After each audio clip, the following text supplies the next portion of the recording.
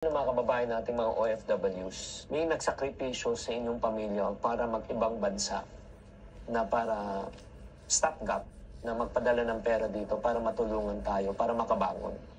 Pero sikapin po natin na maging self-sufficient din po tayo habang sila ay nagpapadala po ng pera dito. Bakit po? Kasi kung hindi tayo naging self-sufficient at naging dependent tayo sa pinadala niyong kamag-anak na OFW para kumita ng pera, ang ibig sabihin po niyan, habang buhay na kailangan po siya na ay kumita para may maipadala. So in other words, hindi tayo makakabangon, hindi tayo tatayo sa ating sariling paa.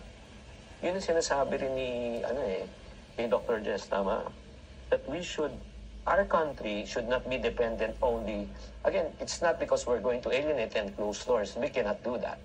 Pero kailangan, yung mahalin natin yung sariling produkto, di ba? I-patronize natin kung ano meron tayo. Mag-create tayo from our natural resources. At napakayaman ng ating bansa na ini-exploit po ng mga ibang bansa ang ating natural resources at silang nakikinabang. Pero pag tayo naging self-sufficient one day, do you believe your vision of 2046 will come to pass? So, Doc, in your opinion, how should we as Filipinos here contribute to nation building?